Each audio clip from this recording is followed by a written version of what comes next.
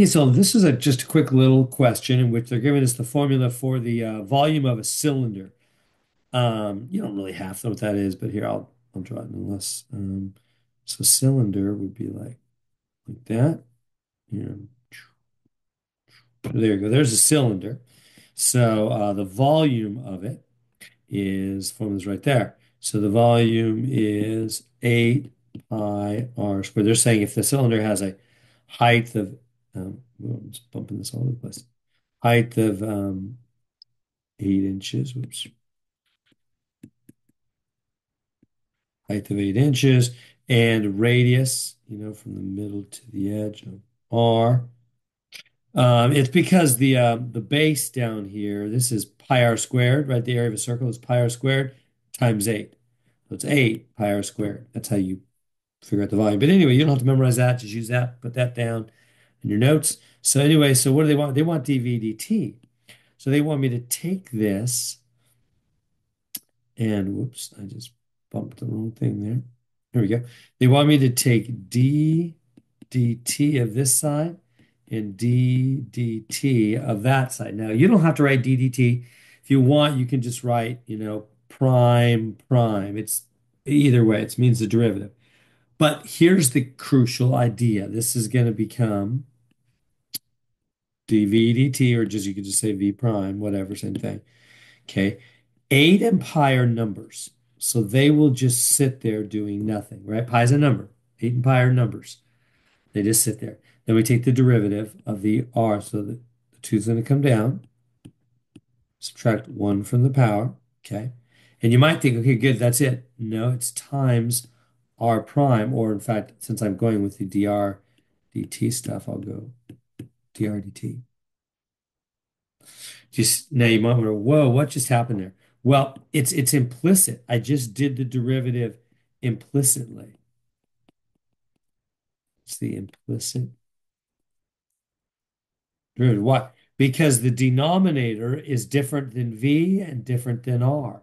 So whenever you take a derivative with respect to a letter, that means the letter on the bottom, and it's that letter on the bottom is different than the letter involved in the formula you're taking the derivative of, you're going to have the implicit derivative. You can make this r prime. Oh yeah, let me just say it that way. If that or you could say or v prime is 8 pi 2r r prime.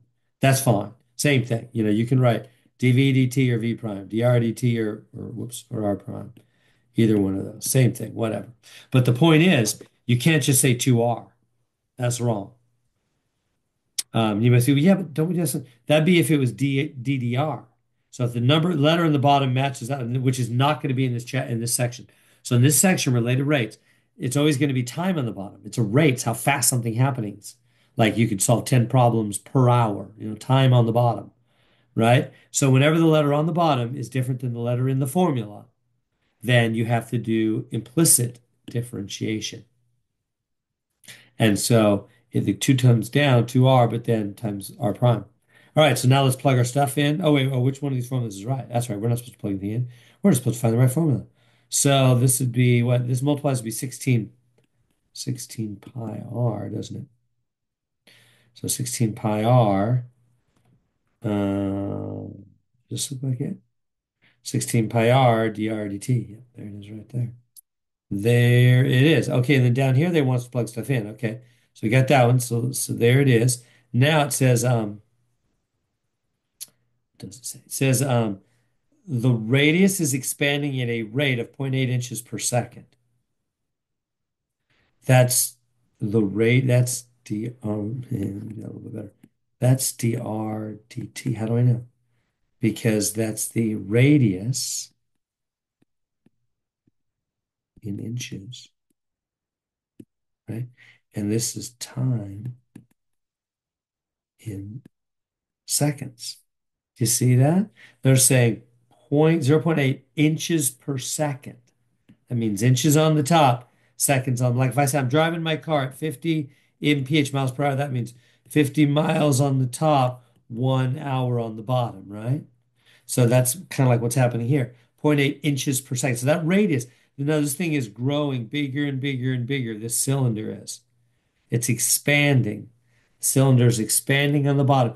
The bottom's getting bigger by zero point 0.8 inches every second. So every second that goes by, the radius has grown zero point 0.8 inches. Then zero point 0.8 the next, zero point 0.8 the next, zero point 0.8. So that circle on the bottom is getting bigger and bigger and bigger for that cylinder. It's getting becoming like a tuna can, wider and wider and wider, is what it's doing. So, so anyway, back to it. That's dr dt or r prime. I'll just say r prime either one, and it's zero point 0.8. So that goes in right there. Okay, what else are they saying? How fast is the volume changing, v prime or dv dt, when the radius is 2.6? Radius there. This is 2.6, and this is 0.8. So we go, okay.